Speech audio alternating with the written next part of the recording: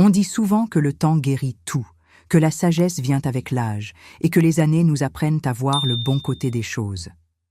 Moi aussi je croyais à tout ça, jusqu'à ce que je découvre que certaines trahisons brisent même les cœurs les plus solides.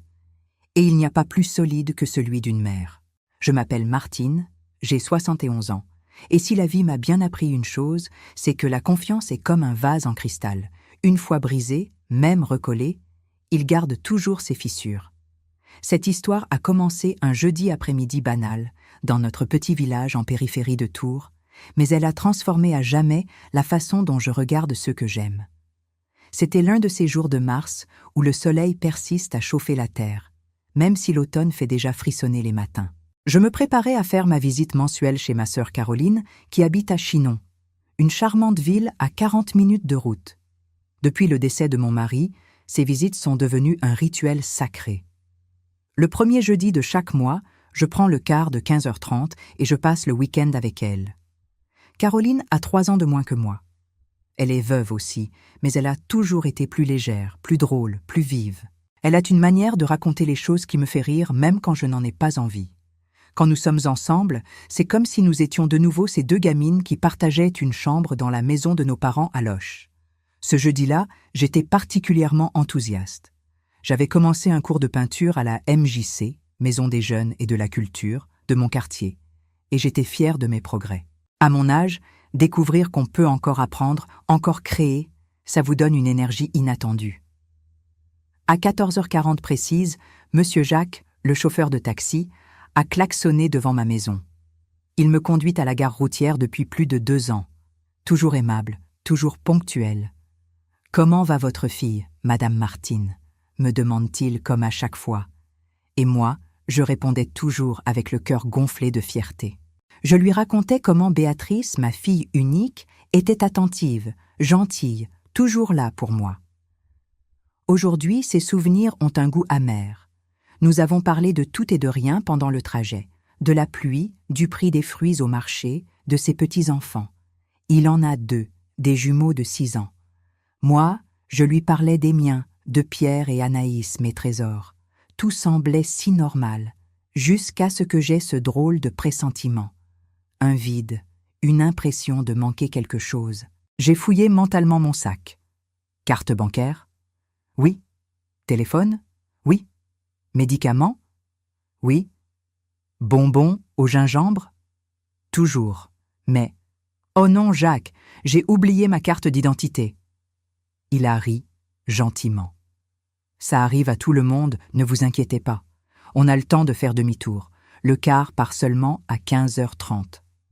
Sur le chemin du retour, j'étais troublée. Ces petits oublis devenaient plus fréquents. Pas que ma mémoire flanche. Je lis le journal tous les jours, je fais des mots croisés, je suis les infos. Mais Béatrice, elle, faisait toujours des remarques sur ces oublis, comme si elle voulait me faire croire que je perdais pied. Nous sommes arrivés dans ma rue. Je suis descendue en lui demandant de m'attendre. Je reviens tout de suite, juste le temps de récupérer ma carte. Ma maison se trouve dans un quartier résidentiel calme, bordé de maisons anciennes au jardin fleuri. Ce jour-là, la mienne sentait le printemps, avec les tulipes déjà en bouton. Mais en m'approchant de la porte, j'ai entendu des voix dans le salon.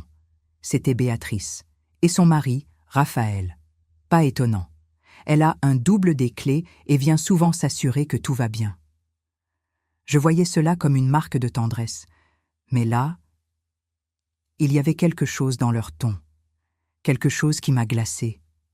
Ils parlaient à voix basse, trop basse. J'ai alors contourné la maison, lentement, et me suis glissée jusqu'à la fenêtre entr'ouverte du salon. Ce que j'ai entendu m'a coupé le souffle. Elle devient de plus en plus distraite. Hier encore, elle a oublié de fermer la porte. « Tu crois que c'est le bon moment ?» C'était Raphaël, bien sûr. Elle me fait une confiance aveugle. Je lui dirai que c'est pour l'aider, pour simplifier les choses. Elle signera sans même lire. Je suis restée figée, incapable de bouger, incapable de respirer. Avec cette procuration générale, je pourrais gérer ses comptes, vendre la maison, tout. Et si elle se rend compte de quelque chose? Elle ne verra rien. Tu te souviens des virements qu'on a testés le mois dernier? Elle n'a même pas remarqué. Je sentais mes jambes trembler. Mon cœur battait dans mes tempes. Il parlait de moi, comme d'un obstacle, comme si je n'étais plus qu'une vieille femme naïve, prête à être dépouillée. Je suis repartie doucement, sans faire de bruit. J'ai rejoint M. Jacques au taxi et, la voix tremblante, j'ai dit « Finalement, je ne vais pas partir aujourd'hui. » Cette nuit-là, je n'ai pas dormi. J'ai regardé le plafond pendant des heures, le cœur lourd, la gorge nouée. Les mots de ma fille tournaient en boucle dans ma tête. Chaque phrase, chaque intonation, chaque rire froid résonnait comme un coup de poignard. Mais ce qui me faisait le plus mal, ce n'était pas la trahison elle-même. C'était cette réalisation crue que j'avais été aveugle à des signes que je n'avais pas voulu voir. Peut-être que l'amour de mère est parfois trop grand pour laisser place au doute. Je me suis levée bien avant l'aube. La maison était encore plongée dans le silence, celui qui précède le chant des oiseaux, ce moment suspendu où le monde semble figé. Je suis allée dans la cuisine. J'ai préparé du café, comme je le fais chaque matin depuis des décennies. Mais ce jour-là, je me suis assise seule à la table, une tasse entre les mains, les pensées ailleurs. Devant moi, il y avait cette table en bois que j'avais tant astiquée, sur laquelle j'avais aidé Béatrice à faire ses devoirs, coller des dessins, réparer des jouets. Tout semblait si lointain, si flou et pourtant si proche. J'ai commencé à repenser à toute notre histoire, à nous deux. Béatrice est née alors que j'avais 22 ans. J'étais jeune, amoureuse, pleine d'espoir. Son père, Antoine, était un homme charmant, de ceux qui savent parler, qui savent séduire. Au début, je croyais sincèrement que nous étions faits l'un pour l'autre. Les premières années de notre mariage étaient simples, mais heureuses. Nous n'avions pas grand-chose, mais nous avions ce que beaucoup recherchent toute une vie, une famille. Mais Antoine avait un vice, un qui ne se voit pas tout de suite, un qui se cache derrière des sourires et des excuses. Le jeu. Cela avait commencé par des parties de belote entre amis, puis les courses de chevaux, et ensuite n'importe quoi. Je n'ai compris l'ampleur du problème que lorsque Béatrice avait 6 ans. Un soir, 2 hommes se sont présentés à notre porte. Ils étaient polis, presque gênés, mais leurs mots étaient clairs. Antoine devait de l'argent. Beaucoup. Ce jour-là, j'ai senti la terre se dérober sous mes pieds. Béatrice jouait dans le jardin. Elle ne comprenait pas pourquoi sa mère pleurait en silence dans la cuisine.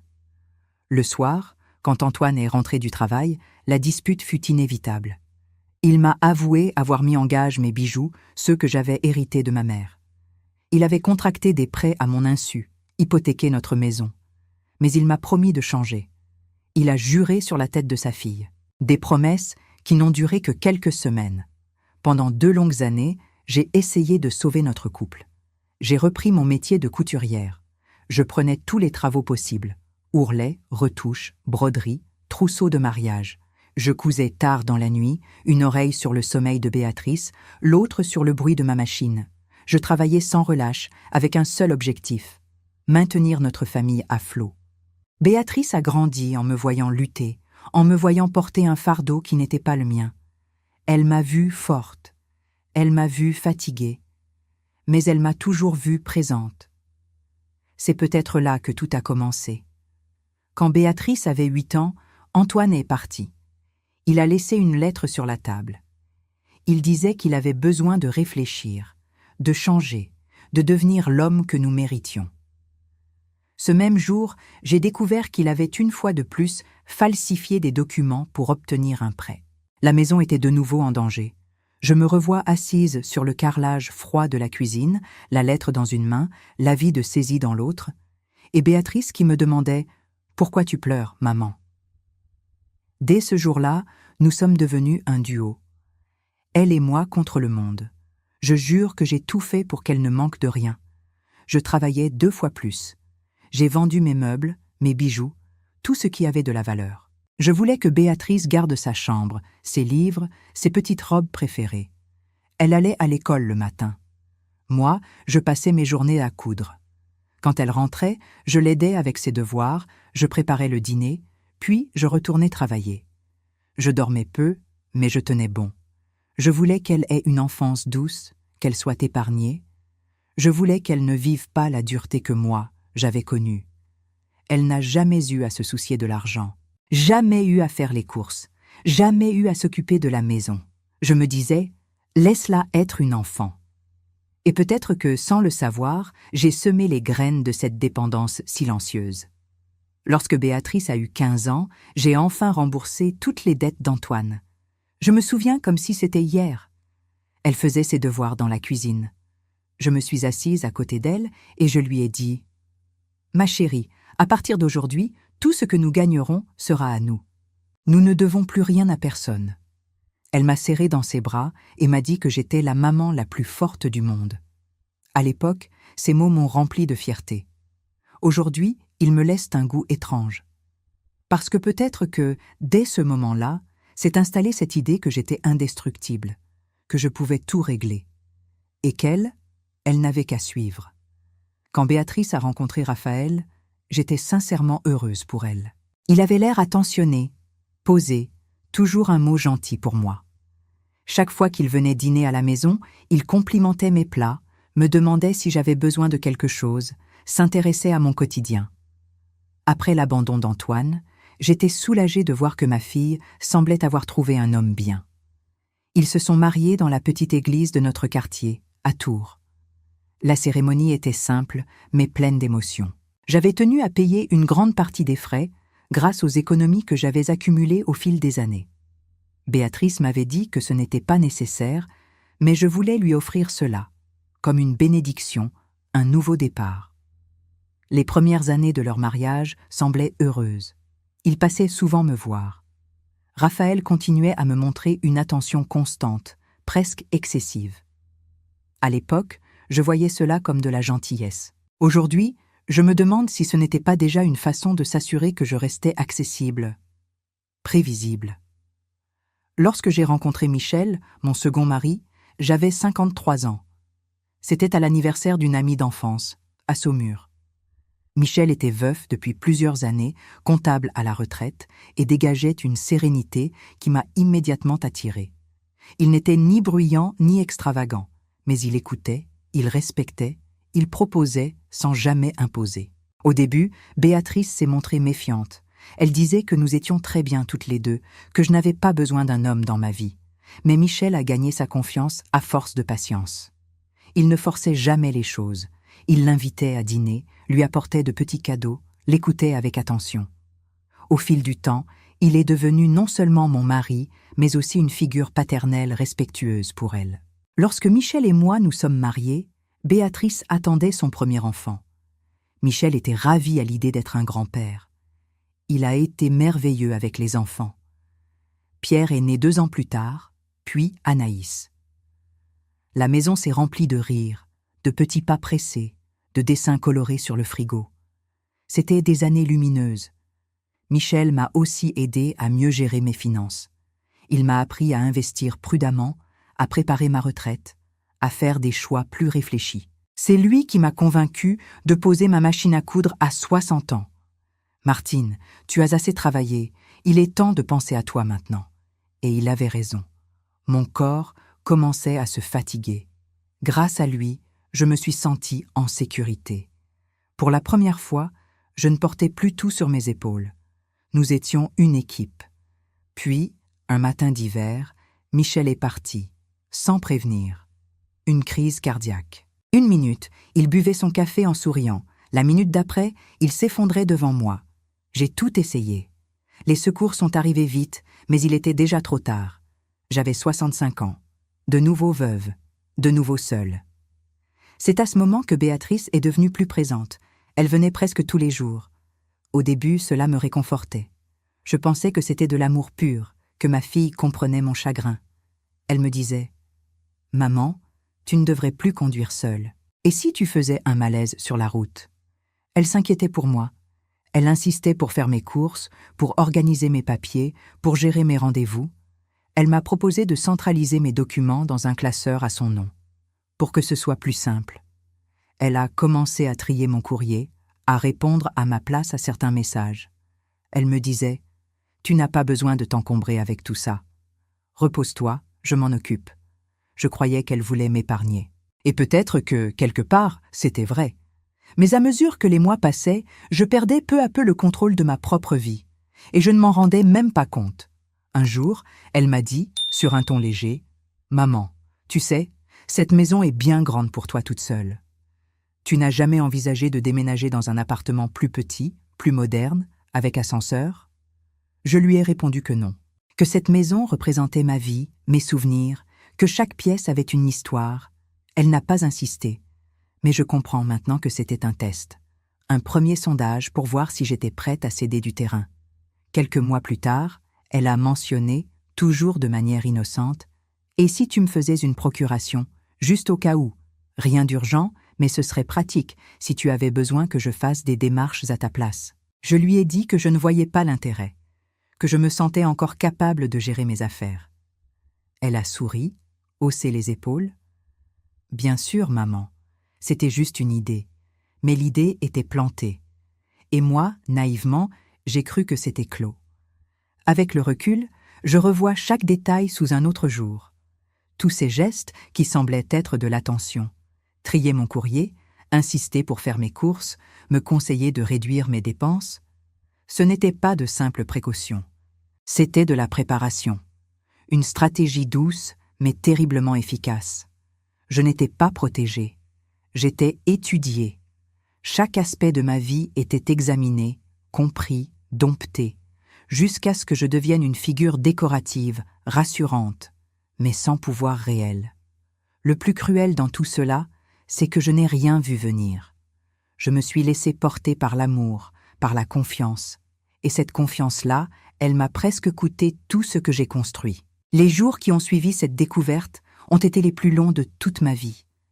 Béatrice m'a téléphoné le samedi matin, comme elle le faisait toujours, après mes séjours chez Caroline. « Maman, alors ce week-end avec tata Caroline, cela s'est bien passé ?» J'ai menti. J'ai répondu que tout avait été merveilleux, que Caroline allait bien, que nous avions beaucoup ri. Mais à l'intérieur, j'avais le ventre noué. Chaque mot que je prononçais sonnait faux, et je savais que Béatrice, si attentive d'habitude, devait sentir que quelque chose n'allait pas. « Maman, tu as une drôle de voix. Tu es sûre que tout va bien ?»« Je suis juste un peu fatiguée, ma chérie. La route m'a épuisée. »« Tu veux que je passe cet après-midi ? Je peux t'apporter un déjeuner et te tenir compagnie. » Cette gentillesse, autrefois réconfortante, me paraissait désormais suspecte. Je savais qu'elle voulait venir, non pas pour prendre soin de moi, mais pour jauger mon état d'esprit, pour vérifier si j'étais vulnérable, si j'étais prête à signer. « Ce n'est pas la peine, ma chérie. Je vais me reposer un peu. Demain, je serai en pleine forme. » J'ai raccroché avec les mains tremblantes. Il me fallait du temps pour comprendre jusqu'où cette manipulation était allée. J'avais entendu les mots, oui, mais qu'avait-il déjà mis en place derrière mon dos? Le lundi matin, j'ai pris une décision. J'ai téléphoné à ma banque, celle où j'ai mon compte depuis plus de 15 ans. J'ai demandé à parler à Monsieur Laurent, mon conseiller attitré. Il avait été très respectueux à l'époque où Michel était encore en vie, et il m'avait souvent aidé à comprendre certains documents. « Madame Martine, quel plaisir d'entendre votre voix. Que puis-je faire pour vous aujourd'hui? J'aimerais consulter l'historique de mes dernières opérations. Est-ce que je pourrais passer ce matin? Bien entendu. Je vous attendrai dans mon bureau. Je suis arrivée à l'agence avec l'estomac noué.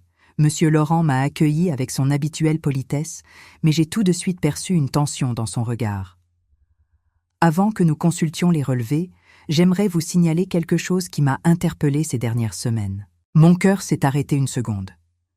Quel genre de choses?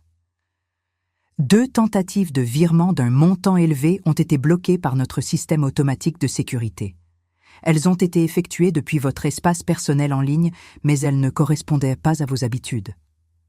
Je me suis figée. J'ai eu du mal à respirer. Vous avez essayé de me joindre? Oui, mais le numéro que nous avions enregistré avait été changé récemment. Une femme a répondu. Elle a dit qu'elle était votre fille et que vous étiez en déplacement. Je sentais le sang quitter mes joues. Béatrice avait modifié mes coordonnées auprès de la banque. Elle interceptait mes appels. Elle avait tenté de transférer de l'argent.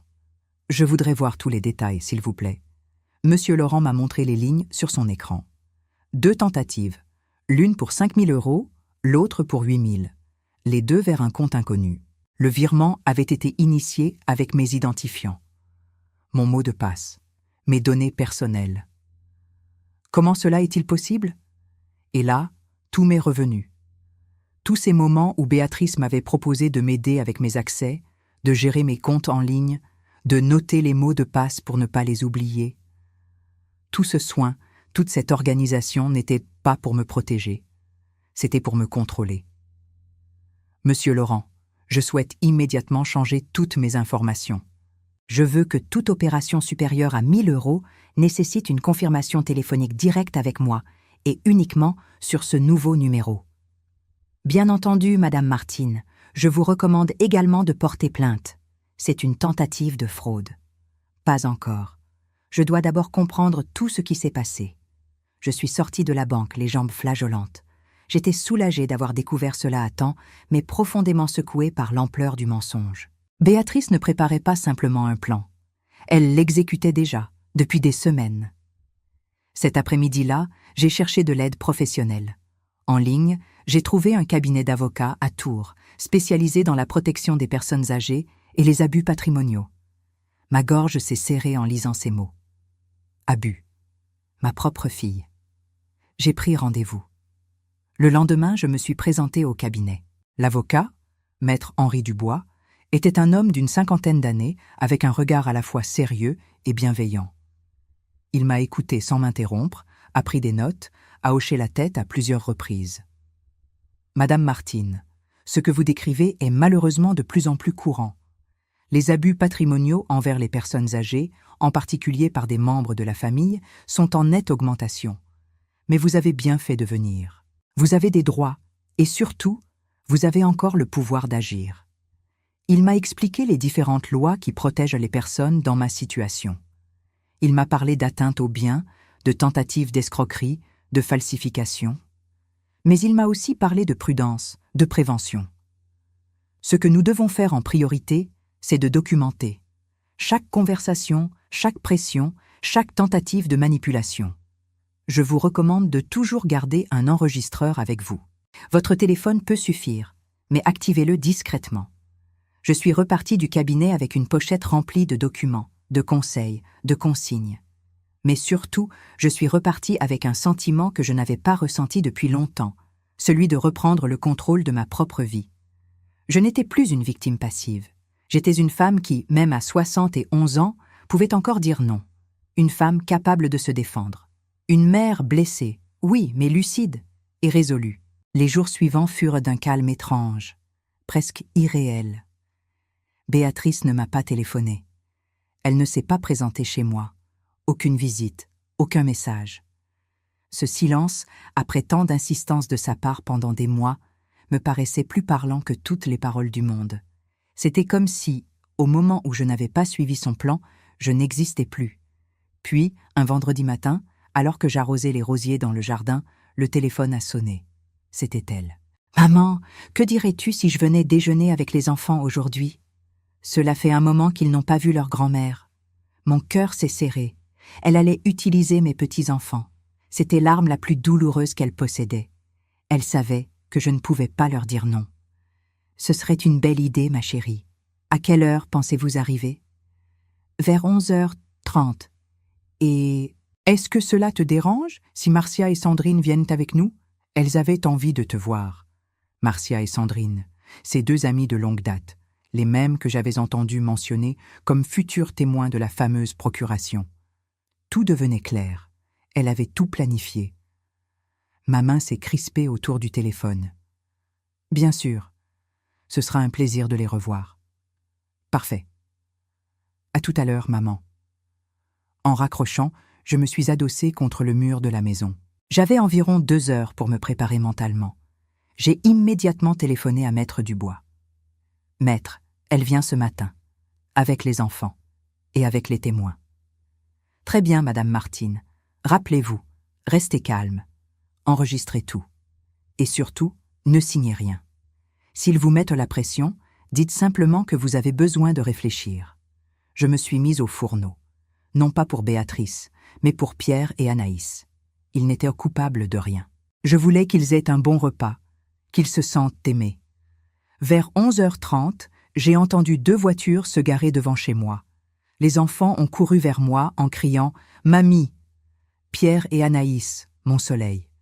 Je les ai serrés fort contre moi, luttant contre les larmes.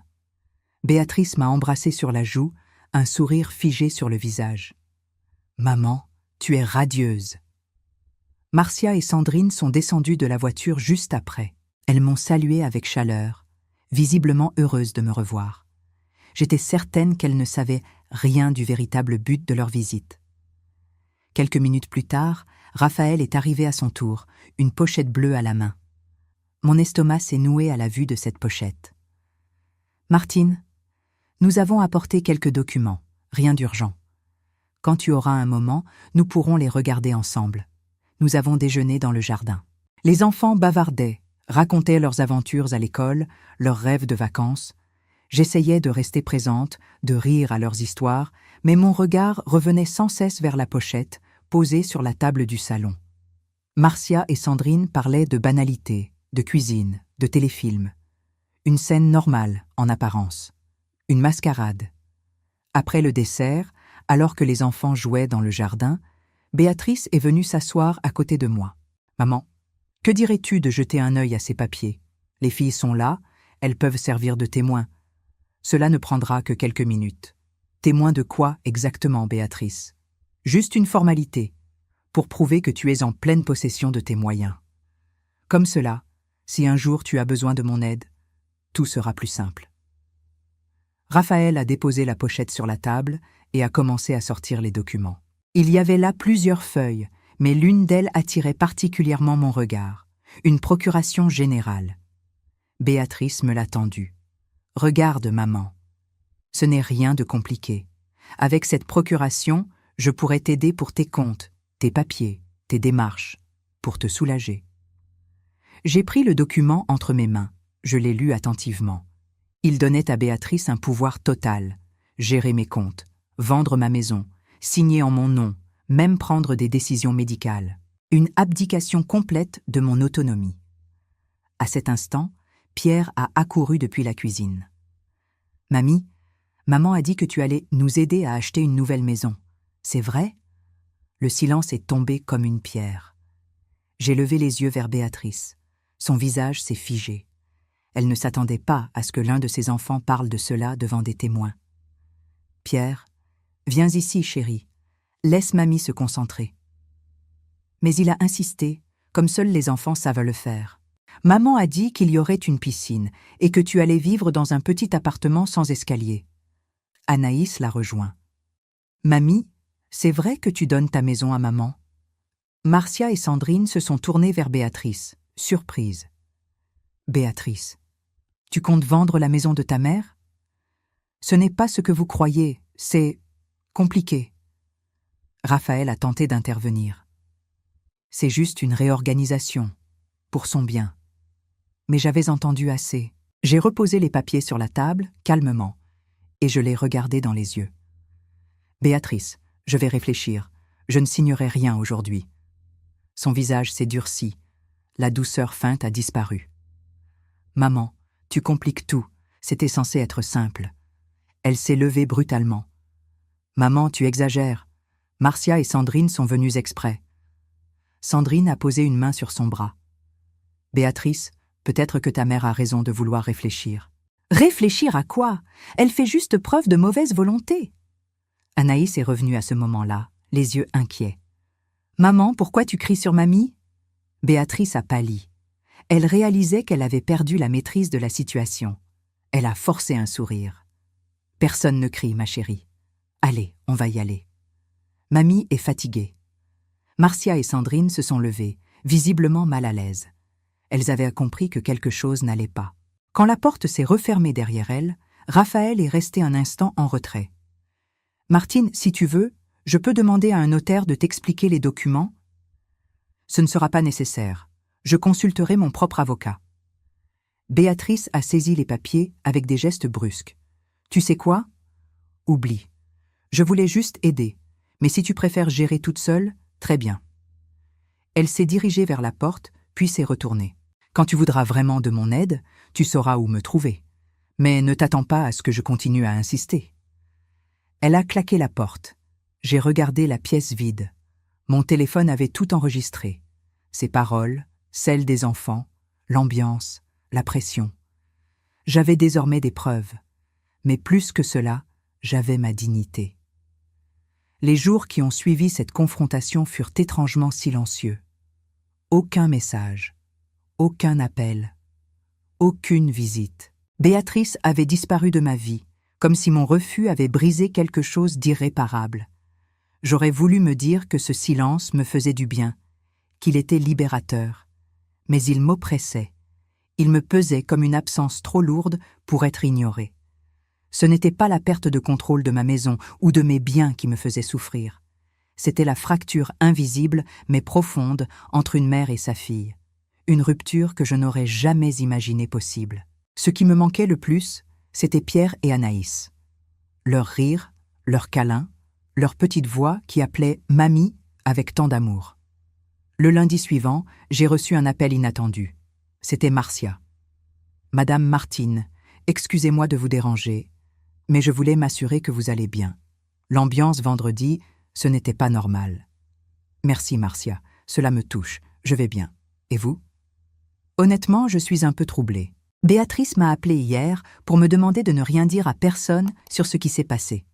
Cela m'a inquiétée. Mon cœur s'est resserré. Béatrice essayait de contrôler les témoins. Elle sentait le sol glisser sous ses pieds. « Marcia, puis-je vous poser une question un peu personnelle ? Quand vous avez signé une procuration pour votre fille, c'était vraiment votre décision ? Ou vous y avez été un peu poussée ? » Elle a hésité un instant. « C'est ma fille qui me l'a suggéré. Elle disait que ce serait plus pratique. Mais à vous dire la vérité, je ne me suis jamais vraiment posé de questions. Cette conversation m'a hantée pendant plusieurs jours. Combien de mères, comme moi, avaient cédé leur confiance en pensant faciliter la vie de leurs enfants, sans savoir qu'elles cédaient en réalité leur indépendance ? La semaine suivante, Maître Dubois m'a téléphoné. « Madame Martine, nous avons analysé tous les éléments que vous avez enregistrés. Il y a matière à entamer une procédure judiciaire contre votre fille et son mari.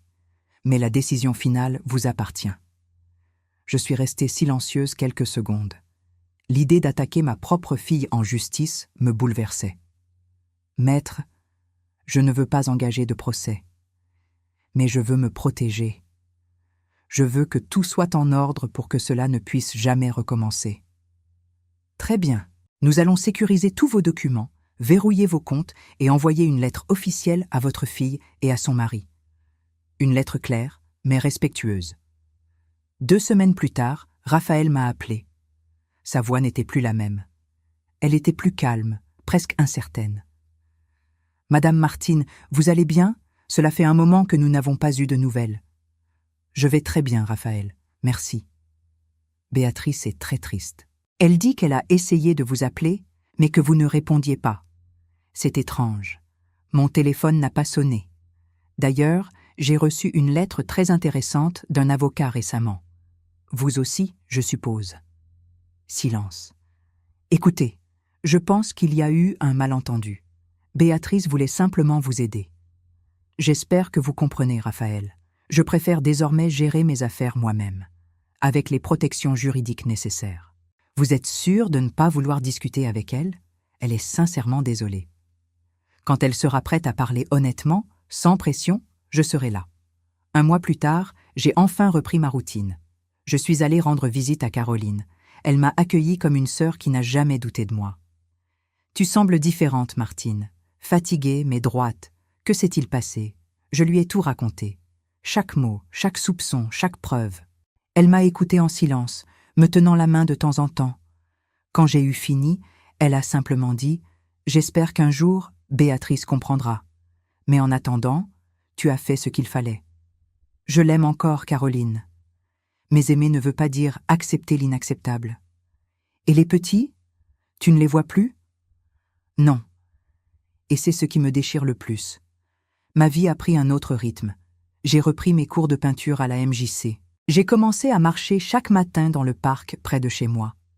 J'ai même rejoint un groupe de bénévoles à l'hôpital local. Je découvrais enfin qui j'étais, au-delà du rôle de mère et de grand-mère. Un matin, Alors que je marchais comme d'habitude, j'ai entendu une petite voix m'appeler « Mamie Martine ». C'était Pierre. Il courait vers moi avec un grand sourire. Il était avec sa grand-mère paternelle. « Bonjour, Madame Martine », dit-elle avec un sourire timide. « Quelle coïncidence !» Pierre parle souvent de vous.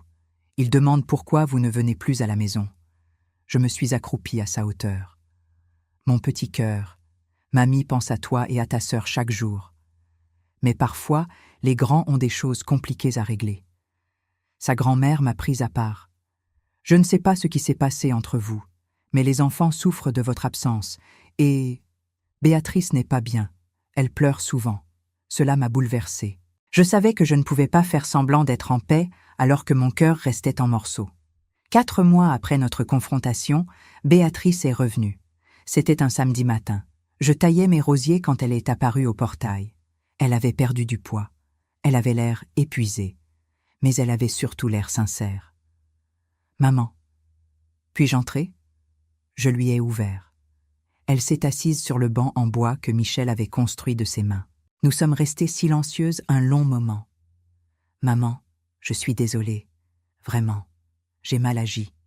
Je n'ai pas su comment demander de l'aide. Je me suis laissée entraîner par la peur, par la panique. Elle a commencé à pleurer. Je l'ai laissée vider son cœur.